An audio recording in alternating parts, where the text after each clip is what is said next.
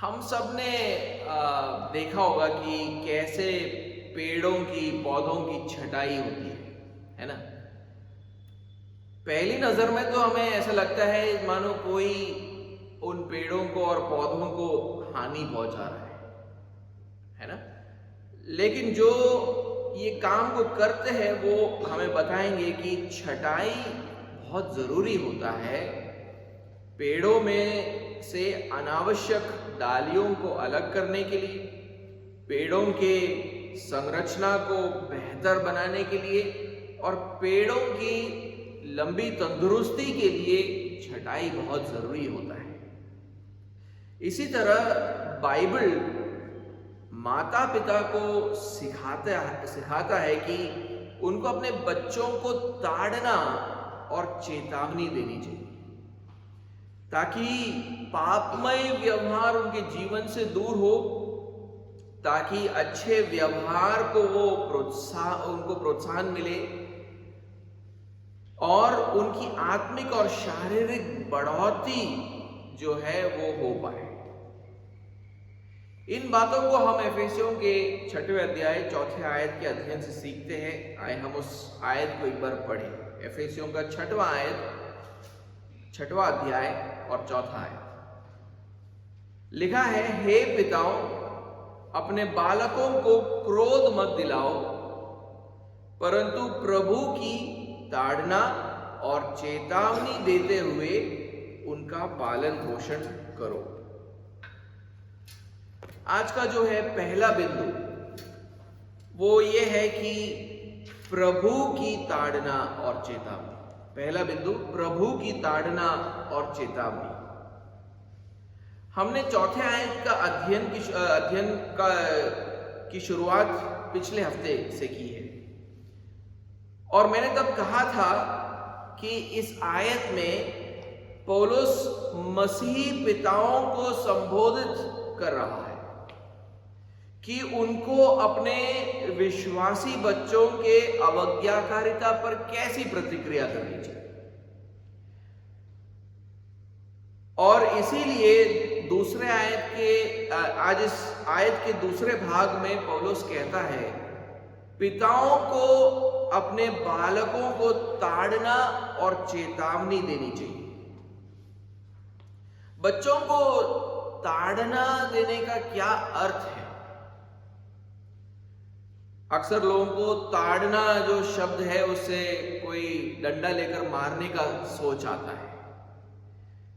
ताड़ना शब्द का मूल अर्थ है समझाना। इसलिए ताड़ना शब्द का अनुवाद 2 तिमुथियुस 2 अध्याय 25वें आयत में समझाना करके किया गया है। एक बार हम उसको पढ़े। 2 तिमुथियुस का 2 अध्याय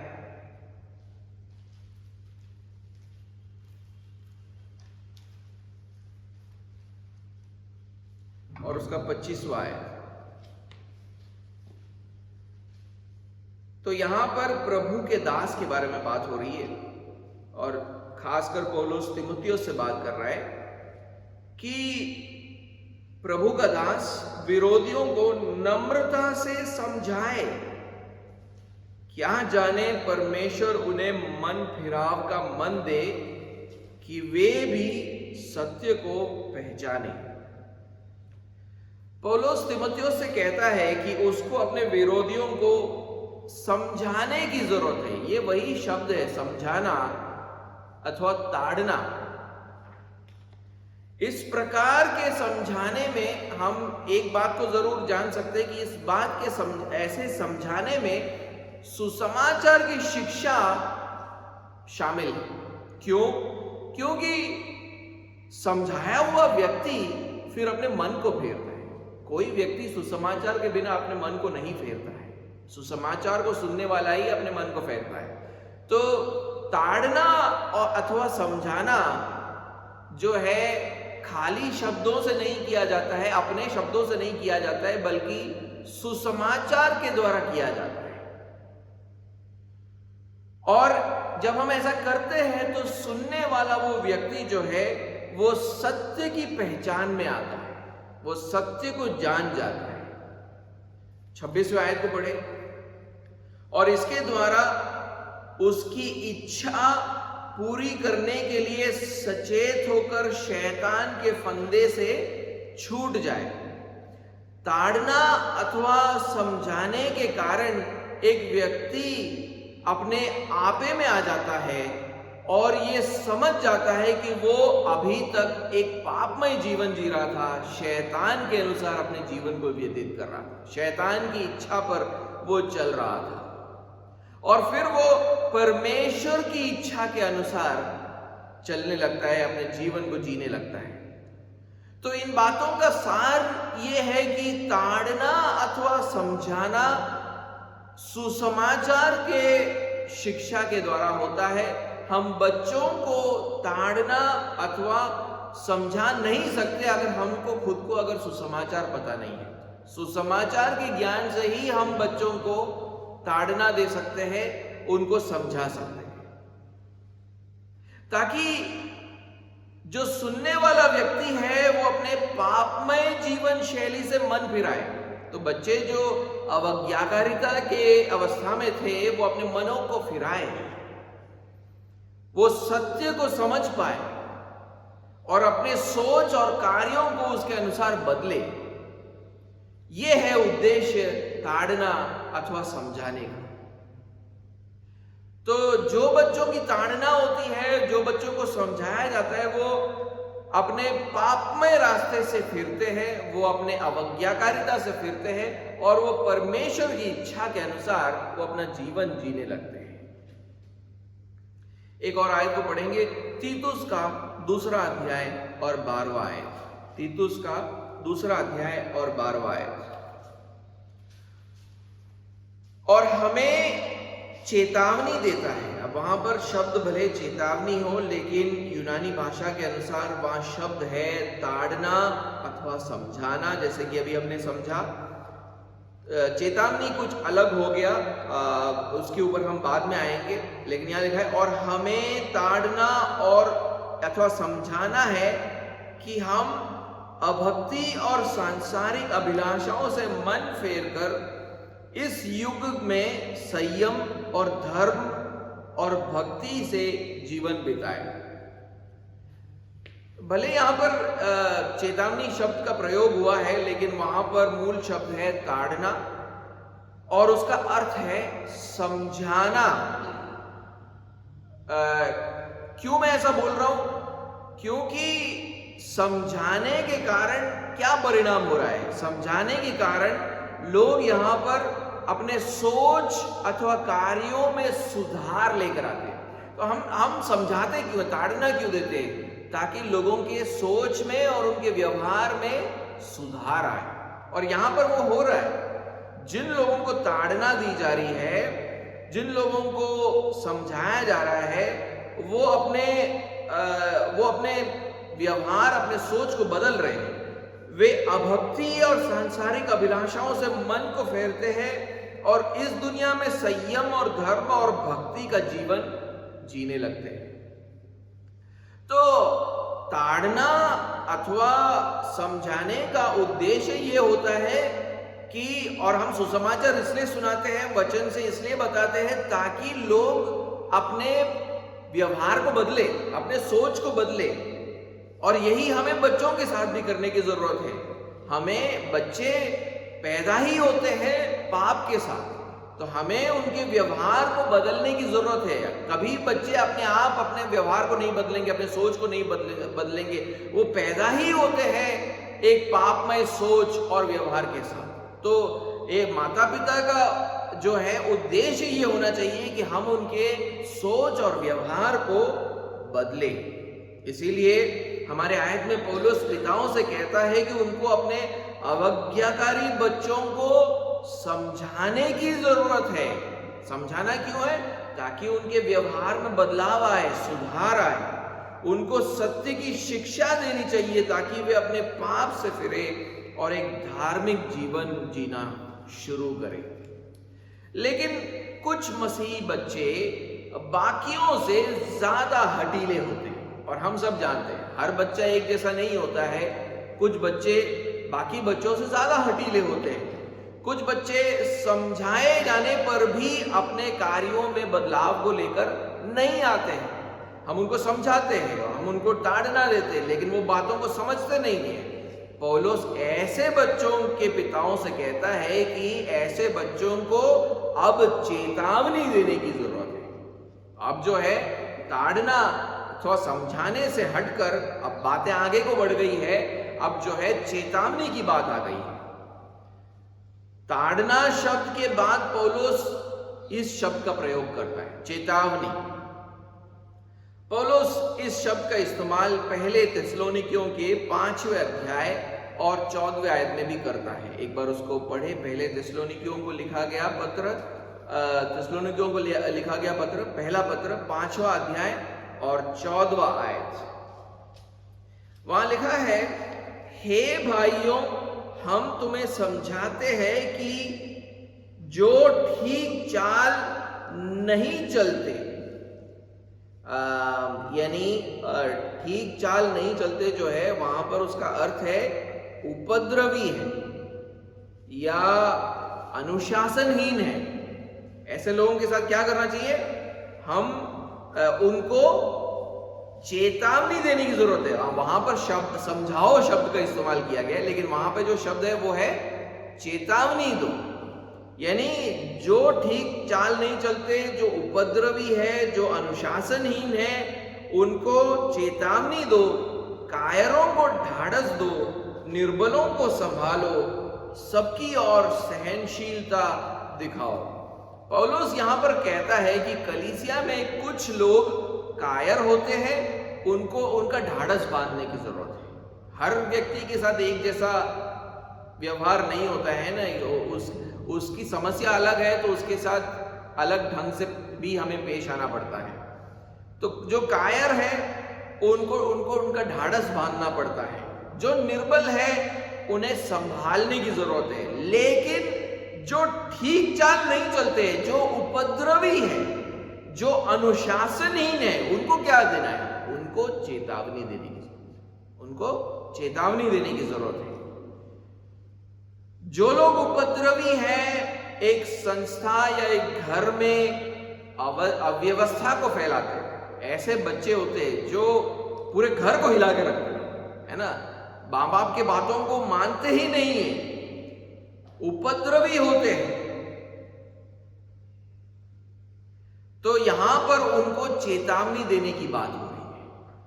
चेतावनी भी एक प्रकार का ताड़ना ही है, लेकिन एक तीव्र प्रकार की ताड़ना है। ये आखिरी कार्यवाही है एक व्यक्ति को परमेश्वर के दंड के लिए सौंपने से पहले। यानी आपने बहुत समझाया, आपने बहुत ताड़ना दी, उसके बाद आपको चेतावनी देना होगा।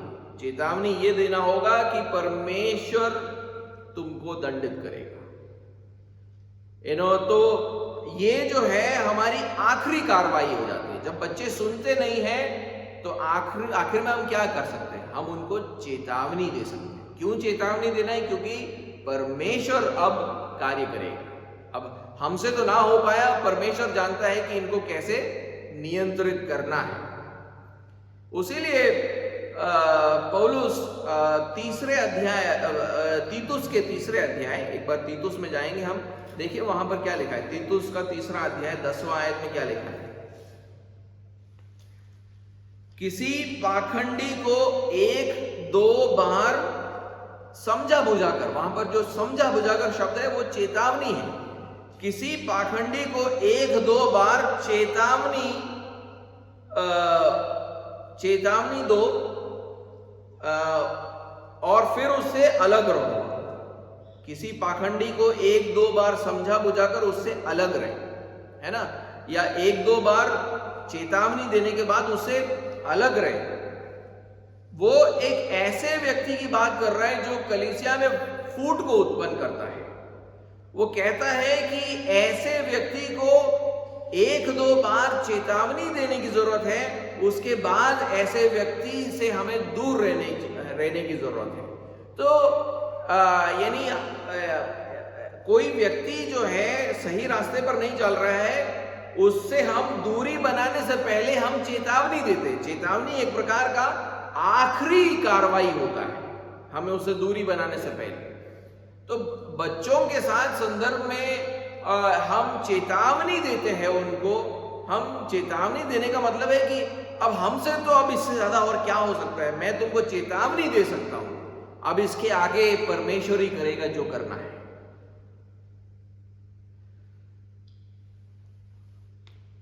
साधारण रीति से तो सच्चे मसीही ताड़ना अथवा एक बार समझाने से बात को मान जाते हैं। मसीह बच्चे जिन्होंने यीशु मसीह पर विश्वास, सच में विश्वास किया है, वो ताड़ना अथवा समझाने से बात मान जाते हैं। और अगर थोड़े ज्यादा ही हठीले हैं तो चेतावनी से जरूर सुधर जाएंगे। इसीलिए पौलुस मसीह पिताओं से कहता है कि जब उनके बच्चे अवज्ञाकारी बने तब उन्हें ताड़ना और चेतावनी देना चाहिए। चेतावनी के आगे कुछ नहीं बोला है, क्योंकि सच्चे मसीह जो है उनका एक ये होता है कि जब उनको समझाया जाता है तो वो सुधर जाते हैं, और उतना भी नहीं तो अगर चेतावनी दिया जाए तो वो जरूर सुधर जाते हैं, है ना। अगर उसके बाद भी नहीं सुधरते हैं तो उनके उद्धार पर ही एक बड़ा प्रश्न चिन्ह खड़ा हो जाता है। तो ये दोनों शब्द माता पिता को उनकी जिम्मेदारी समझाते हैं, खासकर पिताओं को। जैसे पौलुस ने तीमुथियुस से कहा, तीमुथियुस जो है उसके कलीसिया में एक आत्मिक पिता का जो है कर्तव्य निभा रहा था, वो एक पासबान था वहां पर। वो पौलुस जो है तीमुथियुस से कहता है कि नम्रता से अपने विरोधियों को समझाओ। वैसे ही जो है पौलुस यहाँ पर शारीरिक पिताओं से कह रहा है कि अपने अवज्ञाकारी बच्चों को नम्रता सहित ताड़ना अथवा समझाने की जरूरत है। ताड़ना अथवा समझाना जो है नम्रता से किया जाता है, कठोरता से नहीं किया जाता है। कोई बच्चा जो है अवज्ञाकारी है, आपके बात को सुन नहीं रहा है, तो हम अनुशासन की शुरुआत जो है नम्रता से करते हैं। नम्रता से हम उसको समझाते हैं, प्यार से हम उसको समझाते हैं, और उसका उद्देश्य यह है कि बच्चों का सोच और उनके कार्यों में परिवर्तन आए। गलत सोच अथवा कार्यों से सही सोच अथवा कार्यों पर वो जाए, ये हमारा उद्देश्य रहता है। तो हम जब बच्चे अवज्ञाकारी होते हैं तो हम उनको समझाते हैं ताकि वो अपने गलत सोच, अपने गलत कार्यों को छोड़कर सही सोच, सही कार्यों के ऊपर वो जाए। बच्चे ठीक से सोचे अथवा व्यवहार करे, ये माता पिता की जिम्मेदारी है। हम इस जिम्मेदारी से कभी भाग नहीं सकते हैं। कुछ माँ बाप अपने बच्चों को गलत सोचते हुए देखते हैं, गलत व्यवहार करते हुए देखते हैं, लेकिन उसके प्रति वो लापरवाह होते हैं, वो कुछ बोलते ही नहीं है अपने बच्चों को। ऐसा करना माता पिता के जिम्मेदारियों से दूर भागने जैसा है। माता पिता का कर्तव्य है कि उनके बच्चे सही सोच रखे और सही काम को करें। अगर नहीं कर रहे तो उनको सुधारना माता पिता का काम है। अपने बच्चों को ताड़ना अथवा समझाने के बाद अगर वो बच्चा हठीला बना रहे तो हमारी जिम्मेदारी होती है कि हम उनको परिणामों से जिताएं। एक बच्चे को ये समझाने की जरूरत है कि उसके सोच और उसके कार्यों के परिणाम भी होते हैं, इसलिए हमें चेतावनी देते हैं। तो बच्चों को अपने हाल पर कभी मत छोड़ दो। अगर वो गलत सोच रखते हैं, गलत कार्यों कर रहे हैं, तो उनको समझाना हमारा काम है। और अगर वो समझाने के बाद भी वो हठीले बने रहते हैं तो चेतावनी देना, उनको परिणामों को बताकर देना कि तुम्हारा ये जो व्यवहार है उसका परिणाम बहुत बुरा होगा, ये बताकर देना भी माता पिता का काम है, उनका जिम्मेदारी है। तो हम कैसे इस कार्य को करें? हम अक्सर सोचते हैं कि हम इसको कैसे करें, हम कैसे अपने बच्चों को ताड़ना और चेतावनी दें। इसके लिए शब्द कहां से आएंगे? कैसे हम करें इसको, प्रैक्टिकली कैसे होता है। इसलिए पौलुस इन दो शब्दों के साथ एक और पद को वहां पर जोड़ता है, कहता है प्रभु की ताड़ना और चेतावनी। प्रभु की ताड़ना और चेतावनी, तो वहां पर ये जो प्रभु की करके लिखा है, उन शब्दों का बहुत महत्व है। इसका मतलब यह है कि ताड़ना और चेतावनी की पहल कभी भी मसीह माता पिता से नहीं होती है, बल्कि माता पिता तो सिर्फ माध्यम है, माध्यम जो प्रभु यीशु मसीह के ताड़ना और चेतावनी को लेकर आते हैं। तो ताड़ना और चेतावनी हम नहीं दे रहे, लेकिन प्रभु यीशु मसीह हमारे द्वारा देता है, क्योंकि आखिर में इन विश्वासी बच्चों की जवाबदेही हमारे प्रति थोड़ी है, क्योंकि ये विश्वासी बच्चे हैं, उन्होंने यीशु मसीह को अपना प्रभु माना है, तो उनकी जो जिम्मेदारी है आखिर में प्रभु यीशु मसीह के प्रति है। वही उनका प्रभु है और उनको उसके इच्छा के अनुसार जीना होगा। और अगर वे उसके इच्छा के अनुसार नहीं जीते हैं, तो उन्हें उसके ताड़ना और चेतावनी का सामना करना होगा। इसलिए माता पिता का कर्तव्य यह है कि वो प्रभु यीशु मसीह के ताड़ना और चेतावनी को अपने बच्चों पर प्रकट करे।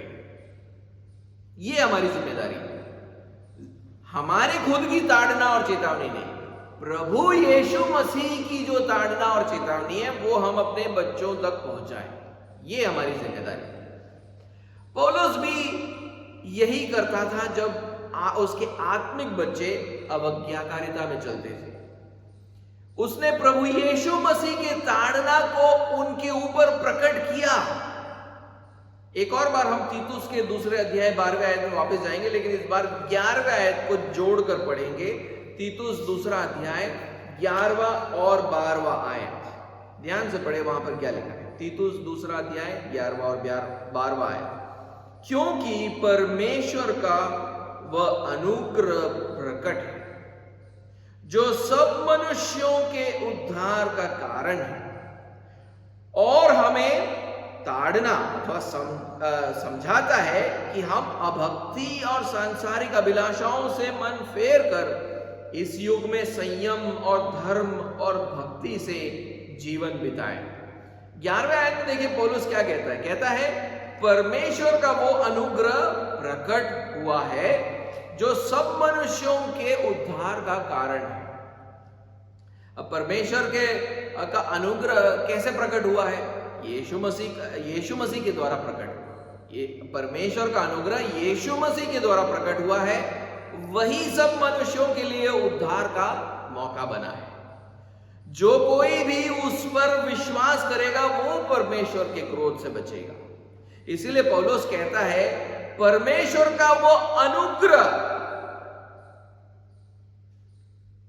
दूसरे शब्दों में कहूं तो यीशु मसीह की बात कर रहे हो यहां, वो हमें ताड़ना देता है अथवा समझाता है। यीशु मसीह हमें इस दुनिया में आकर उसने हमें समझाया, ताड़ना दिया। क्या करने के लिए? लिखा है कि हम अभक्ति और सांसारिक अभिलाषाओं से अपने मन को फेरे और इस दुनिया में संयम और धर्म और भक्ति से अपना जीवन बिताएं।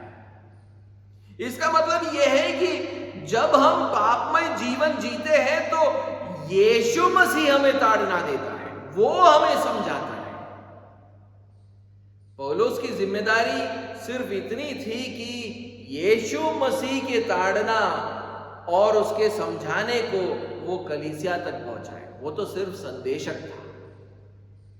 माता पिता भी ऐसे ही होते हैं, माध्यम है, ताकि वो उनके द्वारा प्रभु यीशु मसीह अपनी ताड़ना अपने बच्चों तक पहुंचा पाए।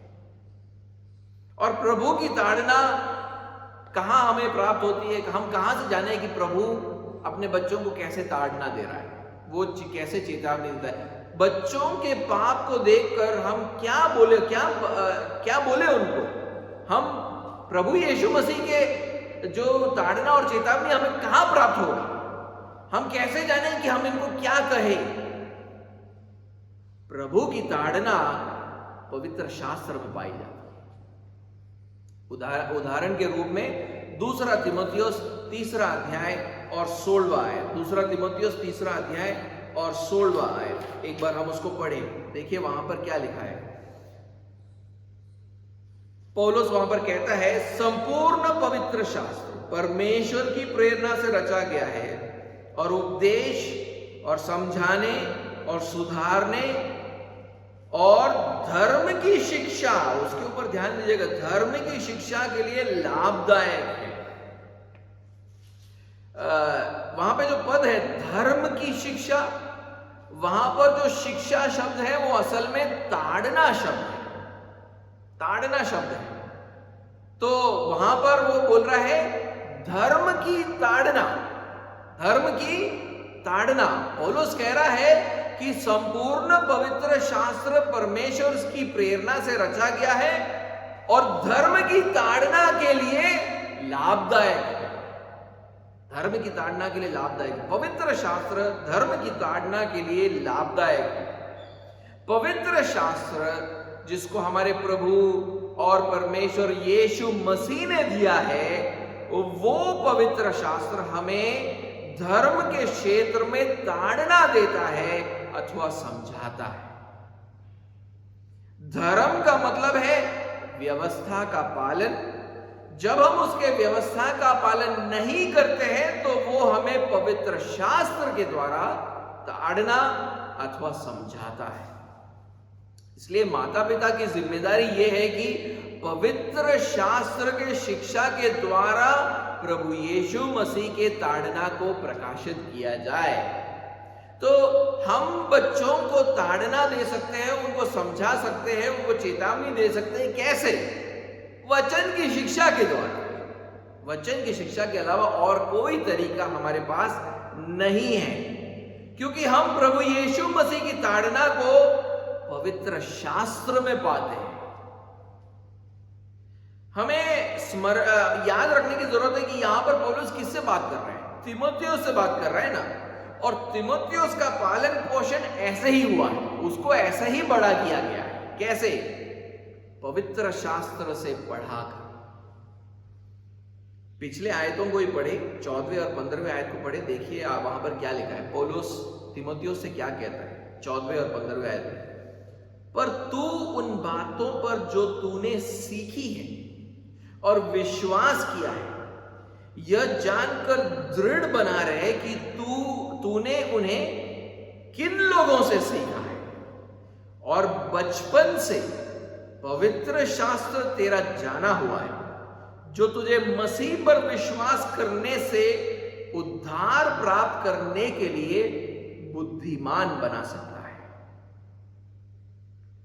तीमुथियुस की माता यहूदी थी, उसका पिता यूनानी था अर्थात अविश्वासी था, लेकिन उसकी मां विश्वासी थी। वो एक यहूदी थी और उसकी माता ने उसको एक छोटी ही उम्र से क्या किया, उसको पुराने नियम से वो सिखाती थी तीमुथियुस को। और माता की शिक्षा के कारण, पुराने नियम की शिक्षा के द्वारा उसकी माता ने उसके साथ सुसमाचार बांटा, जिसके कारण वो यीशु मसीह पर विश्वास करता है और वही पवित्र शास्त्र, पुराना नियम उसको आज उद्धार के राह पर आगे बढ़ा रहा है। जब भी उसने व्यवस्था के आज्ञाओं को नहीं माना होगा, उसकी माता ने क्या किया होगा?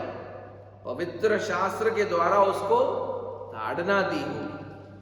सार यह है कि उसकी माता सिर्फ एक माध्यम थी जिसके द्वारा प्रभु की ताड़ना उसके जीवन पर आई। जब वो पापमय जीवन जी रहा होगा, उसकी माता ने उसको पवित्र शास्त्र में से समझाया होगा। विश्वास में आने के बाद भी वो जब अवज्ञाकारी रहता होगा तो उसकी माता क्या करती होगी? पवित्र शास्त्र से ही उसको समझाती होगी। उसीलिए पौलुस यहां पर कहता है कि बचपन से पवित्र शास्त्र तेरा जाना हुआ है। वो 4वीं आयत में कहता है, यह जानकर दृढ़ बना रहे कि तूने उन्हें किन लोगों से सीखा है। वो जानता है कि उसकी माता से, उसकी दादी से सीखा है।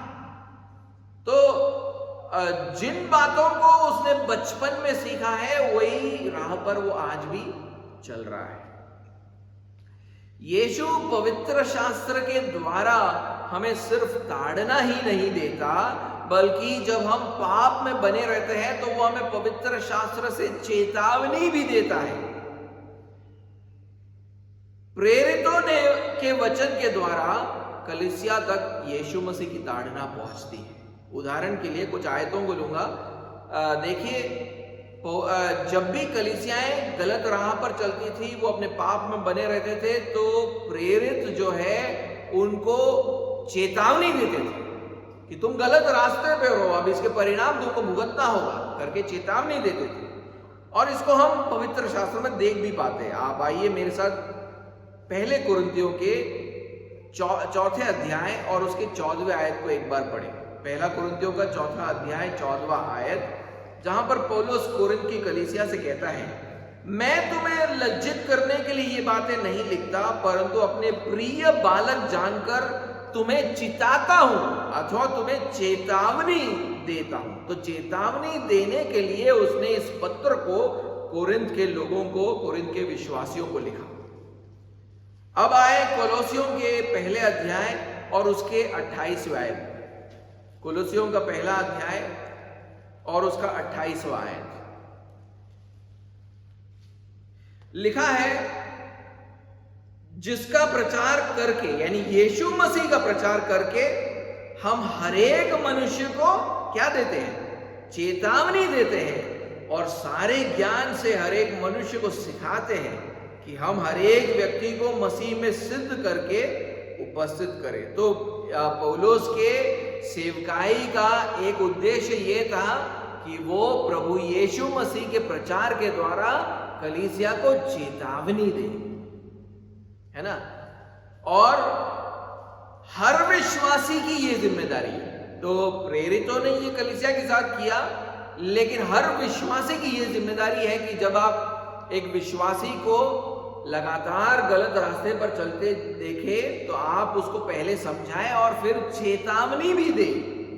ये हर विश्वासी की जिम्मेदारी है। देखो पौलुस कोलोसियों के 3रे अध्याय 16वें आयत में क्या कहता है? 3रा अध्याय 16वां आयत, मसीह के वचन को अपने हृदय में अधिकाई से बसने दो और सिद्ध ज्ञान सहित एक दूसरे को सिखाओ और चिताओ, चेतावनी दो, और अपने अपने मन में अनुग्रह के साथ परमेश्वर के लिए भजन और स्तुतिगान और आत्मिक गीत गाओ।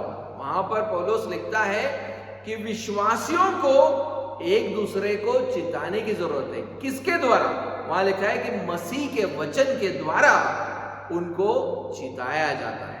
तो मसीह का वचन का प्रयोग होता है लोगों को चिताने के लिए। हम अपने शब्दों से लोगों को नहीं चिताते, मसीह के वचन का प्रयोग करते, पवित्र शास्त्र का प्रयोग करते हैं किसी को चिताने के लिए। इसीलिए पौलुस जो है वो मसीही पिताओं से भी कहता है कि तुम्हारी जिम्मेदारी है कि तुम अपने बच्चों को चिताओ, चेतावनी दो, अपने बालकों को प्रभु की ताड़ना और चेतावनी देते हुए उनका पालन पोषण करो। और ये उनका करना होगा पवित्र शास्त्र के द्वारा। उनको करना होगा पवित्र शास्त्र के द्वारा। भले ये माता पिता की जिम्मेदारी है कि उनके बच्चे ठीक से सोचे और कार्यों को करे, बच्चों को ताड़ना अथवा समझाने की जिम्मेदारी प्रभु यीशु ने उनको दिया है। ऐसा नहीं है कि ये जिम्मेदारी हमने अपने आप से अपने ऊपर ले लिया है, अपने कंधों पर ले लिया है। नहीं, ये जिम्मेदारी हमको प्रभु यीशु मसीह ने दिया है। माता पिता की बुलाहट ये है कि प्रभु की इच्छा को वो अपने बच्चों के जीवन में लागू करें। इसलिए माता पिता अपनी इच्छा के अनुसार ताड़ना और चेतावनी ना दे। उनका काम यह है कि यीशु मसीह की इच्छा को अपने बच्चों तक पहुंचाए। बच्चों की आज्ञाकारिता यीशु के आज्ञाओं के प्रति होनी चाहिए, हमारे आज्ञाओं के प्रति नहीं होना चाहिए। हमें यीशु मसीह की आज्ञाओं को उनको बताकर देने की जरूरत है। और माता पिता अपने बच्चों तक यीशु के इच्छा को पहुंचा सकते हैं केवल पवित्र शास्त्र के शिक्षा के द्वारा। अपने बच्चों से उसीलिए हम जब उनको समझाते हैं तो हम अपने शब्दों का प्रयोग ना करें, अपने बुद्धि का प्रयोग ना करें, हम पवित्र शास्त्र का प्रयोग करें। हम अक्सर अपने बच्चों को बोलते हैं ना, पड़ोसी के बच्चों को देखकर सीखो। हम अपने बच्चों को पड़ोसी के बच्चों को आदर्श नहीं देना है, पवित्र शास्त्र से आदर्श देना है ना। तो ये जो हम बोलते हैं पड़ोसी के बच्चों को देखो, ये अपने आप में गलत चीज है। मसीह माता पिताओं का ये काम नहीं है। अपने बच्चों से ये नहीं कहो कि समाज की अपेक्षा के अनुसार चलो, समाज क्या कहेगा। ये मत बोलो कि बड़े बूढ़ों को के अनुसार चलो और बड़े बूढ़े क्या कहेंगे।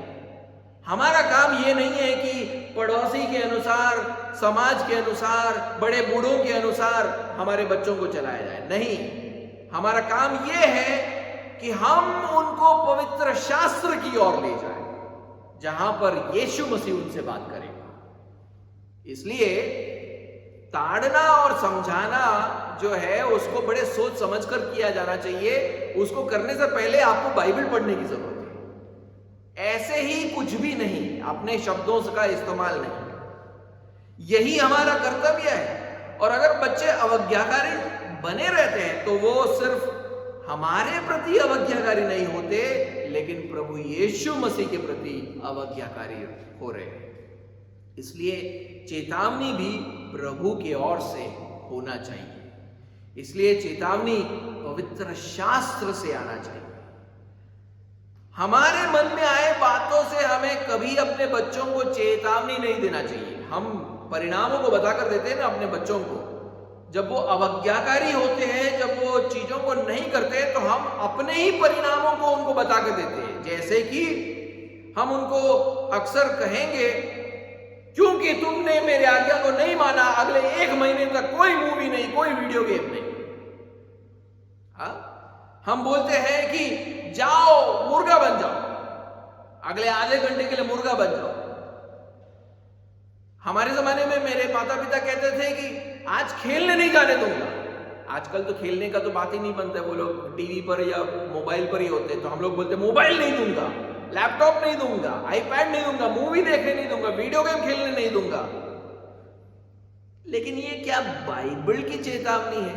ये सब बाइबल की चेतावनी नहीं है, बल्कि हमें बाइबल खोजने की जरूरत है कि वो अवज्ञाकारी बच्चों से क्या कहता है। दूसरा बिंदु, ताड़ना और चेतावनी जो उनका पालन पोषण करे। ताड़ना और चेतावनी जो उनका पालन पोषण करे। पौलुस ऐसा क्यों चाहता है कि मसीह पिता प्रभु के ताड़ना और चेतावनी को दे? क्यों पवित्र यानी प्रभु यीशु मसीह की ताड़ना और चेतावनी को क्यों दे? क्यों पवित्र शास्त्र से ही दे? क्योंकि प्रभु की ताड़ना और चेतावनी जो पवित्र शास्त्र से आता है वो हमारे बच्चों के लिए आशीष का कारण बनता है। इसलिए वो कहता है कि प्रभु की ताड़ना और चेतावनी, इसलिए वो कहता है कि पवित्र शास्त्र से ताड़ना और चेतावनी दो। क्यों? ऐसा करने से ही ताड़ना और चेतावनी आशीष का रूप लेती है। क्योंकि प्रभु की ताड़ना और चेतावनी जो है आशीष बन जाता है। इस दुनिया की ताड़ना और चेतावनी हमारे बच्चों के लिए कभी आशीष का कारण नहीं बन सकता है। इसलिए मैं बोलता हूं कि अपने शब्दों से नहीं, दुनिया के लोगों के अनुसार नहीं, समाज के अनुसार नहीं, हमारे बड़े बूढ़ों के अनुसार नहीं, लेकिन प्रभु की ताड़ना देनी चाहिए, पवित्र शास्त्र की ताड़ना देनी चाहिए। इसलिए पौलुस हमारे आयत में मसीह ताड़ना और चेतावनी का उद्देश्य भी बताता है। आप एक बार पढ़कर देखो वहां क्या लिखा है। कहता है अपने बालकों को प्रभु की ताड़ना और चेतावनी देते हुए उनका पालन पोषण करो। तो यानी उसका मतलब है कि जब मसीह माँ बाप ताड़ना और चेतावनी देते हैं तब उनके बच्चों का क्या होता है? पालन पोषण होता है। प्रभु की ताड़ना और चेतावनी मसीह बच्चों का पालन पोषण करता है, उनको आत्मिक और शारीरिक रीति से बढ़ने में मदद करता है। इसलिए मैंने पिछले बार कहा था कि परमेश्वर पिता की रुचि हमेशा किस बात में रहती है? अपने बच्चों को आशीषित करने में रहता है। और इसीलिए इस संसार के माता पिताओं को परमेश्वर के इस अनंत उद्देश्य को पूरा करना ही उनका उद्देश्य है। उनको इस अनंत उद्देश्य में सीमित होकर ही कार्य करना है। हमारी जो ताड़ना और चेतावनी है उनको कभी नुकसान पहुंचाने के लिए नहीं होना चाहिए, हमेशा उनको आशीषित करने के लिए होना चाहिए, क्योंकि परमेश्वर का उद्देश्य ताड़ना और चेतावनी के साथ यही है कि उनके बच्चे जो है वो आशीषित हो, उनका पालन पोषण हो। आइए हम देखें कि बाइबल की चेतावनी मसीहों को कैसे आशीषित करता है। हमने दूसरे और तीसरे आयत में पढ़ा था कि जब मसीह बच्चे आज्ञाकारी होकर अपने माता पिता का आदर करते हैं तो परमेश्वर के प्रतिज्ञा के अनुसार वो आशीषित होते हैं। क्या प्रतिज्ञा थी? परमेश्वर की प्रतिज्ञा ये थी कि परमेश्वर उनके प्रति भला रहेगा और इस पृथ्वी पर उनको एक लंबी आयु देगा। ये हमने सीखा था। अब उसके बदले अगर माता पिता के प्रति बच्चे अवज्ञाकारी बने रहते हैं तो क्या होगा? तो बिल्कुल प्रतिज्ञा का उल्टा होगा। क्या होगा? परमेश्वर उनके प्रति भला नहीं रहेगा और पृथ्वी पर उनकी आयु छोटी हो जाएगी। हम अपने बच्चों को ये चेतावनी, परमेश्वर ने प्रतिज्ञा क्यों जोड़ी है? ये बोले कि आदर करो, आज्ञा मानो तो मैं तुम्हारे साथ भला रहूंगा और मैं तुम्हें एक लंबी आयु दूंगा ये पृथ्वी पर। कहने का मतलब है अगर तुम आज्ञाकारी नहीं रहते हो तो ये भलाई और ये एक लंबी आयु तुम्हें नहीं मिलेगी। ये चेतावनी होगी, है ना?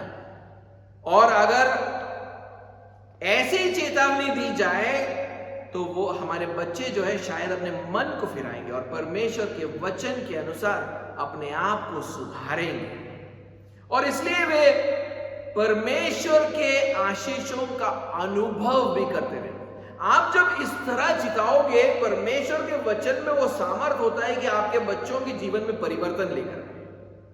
हमारे शब्दों में वो सामर्थ नहीं है। जब हम वचन से उनको ये बातों को समझा कर देंगे तो वचन उनके जीवन को, उनके हृदय को परिवर्तित करता है और तब वो अपने मनों को फेरते हैं और वो परमेश्वर से आशीषों को पाते हैं। तब वो परमेश्वर के भलाई का अनुभव करते हैं, एक लंबी आयु पाते हैं। इसलिए हम कहते हैं कि मसीह चेतावनी परमेश्वर की ओर से एक आशीष है। और हम देखते हैं कि जब भी परमेश्वर के भविष्यवक्ताओं ने अथवा प्रेरितों ने उसके संतानों को चेतावनी दी तब उन्होंने इसी सिद्धांत का प्रयोग किया है। देखिए, क्योंकि हमने जब दूसरा और तीसरा आयत में हमने सीखा ये प्रतिज्ञा के बारे में, तब हमने ये भी सीखा था कि ये प्रतिज्ञा सिर्फ बच्चों के लिए नहीं है बल्कि परमेश्वर के सारे जन के लिए है। अगर वे परमेश्वर की व्यवस्था का पालन करेंगे तो परमेश्वर उनके प्रति भला रहेगा और पृथ्वी पर वो एक लंबी आयु का अनुभव करेंगे। अब आप पढ़कर देखिए एहेजकेल के भविष्यवाणी में परमेश्वर उस भविष्यवक्ता से क्या कहता है। एहेजकेल 3 अध्याय और उसका 20वां और 21वां आयत। एहेजकेल 3 अध्याय 20 और 21।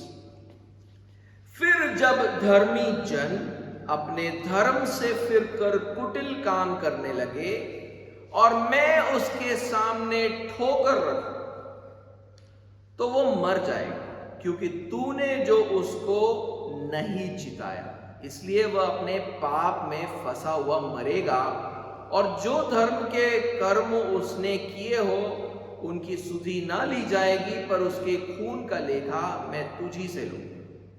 परंतु यदि तू धर्मी को ऐसा कहकर चिताए कि वो पाप ना करे और वह पाप से बच जाए, तो वो चितौनी को ग्रहण करने के कारण निश्चय जीवित रहेगा और तू अपने प्राण को बचाएगा। परमेश्वर भविष्यवक्ता यहेजकेल से कहता है कि वो इज़राइल से, परमेश्वर के संतानों से क्या कहे कि अगर वो धर्म की राह पर से फिर जाएंगे तो परमेश्वर उनके राह पर ठोकर रखेगा, मतलब भलाई करना बंद कर देगा और फिर क्या होगा, फिर वो मर जाएंगे। ये वही जो प्रतिज्ञा है जो शुरुआत में मूसा के द्वारा परमेश्वर ने दी है, उसी का प्रयोग हो रहा है यहां पर। यहेजकेल इज़राइल के संतानों से कह रहा है कि तुम अगर परमेश्वर की आज्ञाओं पर नहीं चलोगे तो परमेश्वर तुम्हारे राह पर ठोकर रखेगा और तुम्हारी मृत्यु हो जाएगी। ये धर्मी लोगों की बात हो रही है, दुष्ट लोगों की बात नहीं हो रही है।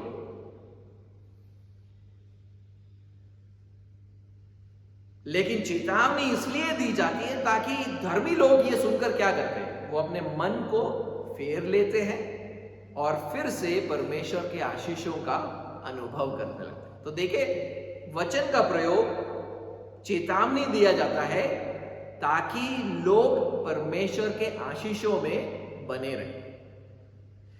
प्रेरित पौलुस भी चेतावनी देने के लिए इसी सिद्धांत का प्रयोग करता है। उदाहरण के लिए पौलुस कोरिन्थ के विश्वासियों से कहता है कि उनमें से कुछ लोग निर्बल और रोगी हैं और बहुत से मर भी गए हैं क्योंकि उन्होंने अनुचित रीति से प्रभु भोज में भाग लिया है। एक बार हम पहले कोरिन्थियों का 11वां अध्याय और उसका 29 और 30वां आयत पढ़े। पहले कोरिन्थियों का 11वां अध्याय और 29वां और 30वां आयत एक बार पढ़े। क्योंकि जो खाते पीते समय प्रभु की देह को न पहचाने, वह इस खाने और पीने से अपने ऊपर दंड लाता है। इसी कारण तुम में बहुत से निर्बल और रोगी है और बहुत से सो भी गए। यानी कहने का मतलब बहुत से मर गए। किसके बारे में बात हो रही है? विश्वासियों के बारे में बात हो रही है। यहां पर कलीसिया से बात किया जा रहा है यहां पर। और पौलुस इसे प्रभु की ताड़ना बताता है। क्या? उनकी जो निर्बलता है, उनका जो रोग है, उनकी जो मृत्यु है, वो परमेश्वर की ओर से क्या है? एक ताड़ना है। और प्रभु ऐसी ताड़ना इसलिए देता है ताकि वे पश्चाताप करें और अपने आप को सुधारे, ताकि वे पश्चाताप रहित ना बने रहे और अविश्वासी संसार की तरह अनंत दंड को ना पाए। 32वें आयत को पढ़े, देखिए वहां पर वो क्या कहता है। परंतु प्रभु हमें दंड देकर हमारी ताड़ना करता है, इसलिए कि हम संसार के साथ दोषी ना ठहरे। तो यानी कहने का मतलब है कि परमेश्वर ने उनके जीवन में निर्बलता और बीमारी भेजी ताकि वो अपने गलत रास्ते से हटे। और क्योंकि कुछ तो नहीं हटे तो क्या हुआ? कुछ तो मर भी गए। ये मृत्यु प्रभु की ओर से एक ताड़ना के रूप से आई। क्यों? ताकि वो पश्चाताप रहित रहकर वो लोगों की तरह, दुनिया की तरह अनंत दंड को प्राप्त ना करें। तो ये विश्वासियों के जीवन में ऐसा होता है। तो अवज्ञाकारिता में बने रहना बड़ी गंभीर बात है। उसके कारण लोगों के जीवन में कठिनाइयां आती, मुश्किलें आती और फिर उनका एक आयु भी जो है वो घट जाता है। परमेश्वर की ओर से ये ताड़ना आती है। हम देखते हैं कि पौलुस पवित्र शास्त्र के अनुसार यहां पर चेतावनी देता है। फिर से वही पुराने नियम के जो आज्ञाएं सिद्धांत के अनुसार वो आज्ञा देता है, ताकि मसीह लोग पाप से फिरे और फिर से परमेश्वर के आशीषों का अनुभव करें। जब भी चेतावनी पवित्र शास्त्र के आधार पर दिया जाता है तो वो परमेश्वर के संतानों पर आशीष को लेकर आता है। अभी तक हम पाप में बने रहने वाले बच्चों को दी जाने वाली बाइबल के चेतावनी के बारे में बात कर रहे थे। अब हम बाइबल की ताड़ना के बारे में बात करेंगे जो बच्चों को दी जाती है जब वे पहली बार अवज्ञाकारी होते हैं किसी विषय पर। हम ऐसे बच्चों की बात कर रहे हैं जो पश्चाताप करने के लिए तत्पर बने रहते हैं। तो यानी वो अवज्ञाकारी होते हैं, लेकिन उनको चेतावनी तक पहुंचाने की जरूरत नहीं है। उनको एक बार आप ताड़ना दो तो वो सुधर जाते हैं। हम ऐसे बच्चों की बात कर रहे हैं, वो माता पिता की चेतावनी पाने का इंतजार नहीं करते, चेतावनी का इंतजार नहीं करते। नम्रता से समझाना उनके लिए काफी है। मसीह ताड़ना अथवा समझाना मसीह बच्चों को सिर्फ उनको जीवित ही नहीं रखता है, बल्कि ताड़ना और समझाना उनको आत्मिक आशीषों से भर देता है। जब हम बच्चों को ताड़ना देते हैं या समझाते हैं तो उस ताड़ना और समझाने के द्वारा हमारे बच्चों के जीवन में आत्मिक आशीषें भर जाती है। वो बहुतायत के एक जीवन का अनुभव करते हैं और बाइबल से हम यही सीखते हैं। उदाहरण के लिए मैं चाहता हूं कि आप जल्दी से नीति वचन में जाएं और जल्दी से कुछ वचनों को हम पढ़ें। वहां पर नीति वचन, और वहां पर कहा गया है कि बाइबल हमें सिखाता है कि बच्चे जो अपने पिताओं की ताड़ना को स्वीकार करते हैं वो क्या प्राप्त करते हैं? एक आशीष प्राप्त करते हैं, समझ को प्राप्त करते हैं। वो समझ को प्राप्त करते हैं। नीति वचन 4 अध्याय और पहला आयत, 4 अध्याय पहला आयत। हे मेरे पुत्रों, पिता की ताड़ना सुनो। शिक्षा लिखा है लेकिन ताड़ना है। पिता की ताड़ना सुनो और समझ प्राप्त करने में मन लगाओ। तो यानी ताड़ना के द्वारा क्या बच्चों को प्राप्त होता है? समझ प्राप्त होता है। 15वें अध्याय 32वें आयत को देखें। नीति वचन 15वां अध्याय 32वां आयत। जो शिक्षा को सुनी अनसुनी करता वो अपने प्राण को तुच्छ जानता है, परंतु जो डांट अथवा ताड़ना को सुनता है वो बुद्धि या यहां पे समझ है, वो समझ प्राप्त करता है। समझ प्राप्त करता है। तो पहले जो आशीष है, अगर बच्चे अपने माता पिता के बातों को सुने तो उन्हें परमेश्वर की ओर से क्या प्राप्त होता है? समझ प्राप्त होता है। वैसे ही बच्चे जो ताड़ना स्वीकार करते हैं उनको एक और चीज प्राप्त होता है, वो है ज्ञान। नीति वचन 12वां अध्याय और पहला आयत पढ़े कि वहां पर क्या लिखा है। नीति वचन 12वां अध्याय पहला आयत।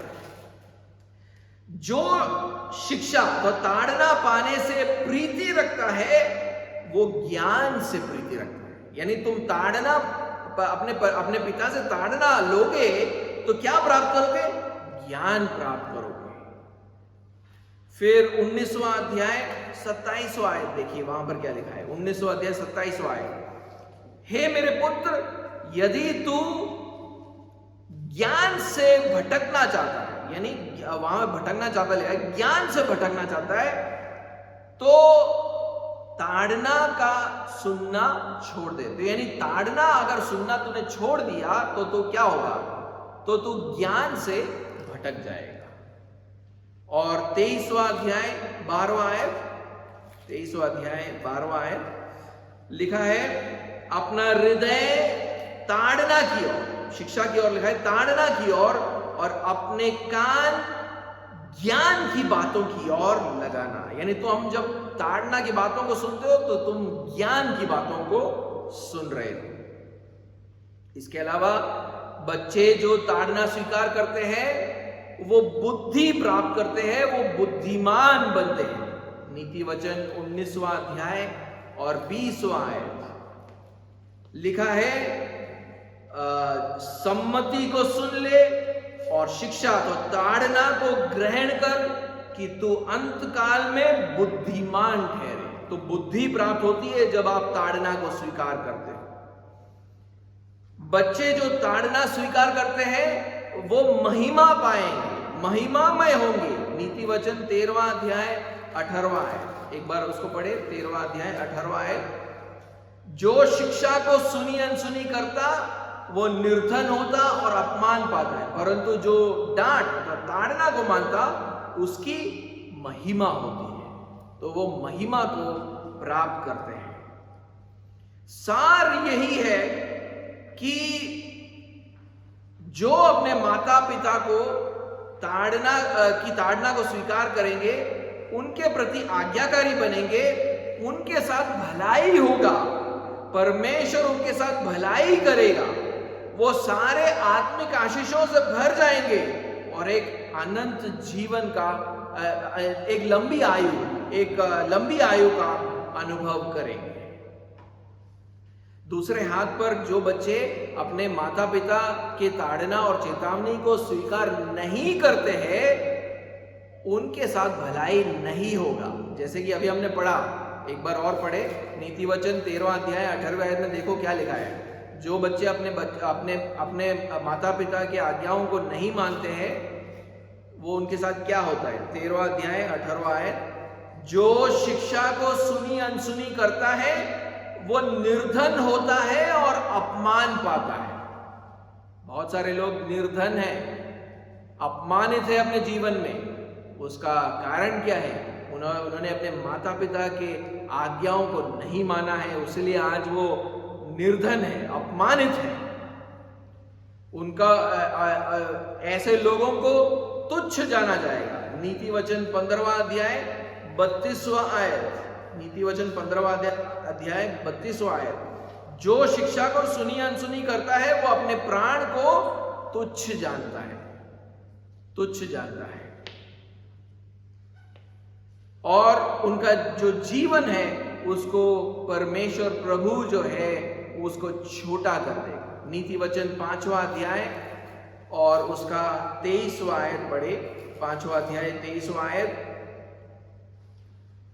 वह शिक्षा प्राप्त किए बिना मर जाएगा और अपनी ही मूर्खता के कारण भटकता रहेगा। कहने का मतलब है जो शिक्षा प्राप्त नहीं करता है वो मर जाएगा। नीति वचन 10वां अध्याय 17वां आयत, 10वां अध्याय 17वां आयत, देखिए वहां पर क्या लिखा है। जो शिक्षा पर चलता वो जीवन के मार्ग पर है, परंतु जो डांट अथवा ताड़ना से मुंह मोड़ता वो भटकता है। कहने का मतलब है जो शिक्षा पर नहीं चलता वो गलत मार्ग पर है, वो भटक गया है और उसका मार्ग मृत्यु की ओर जाता है।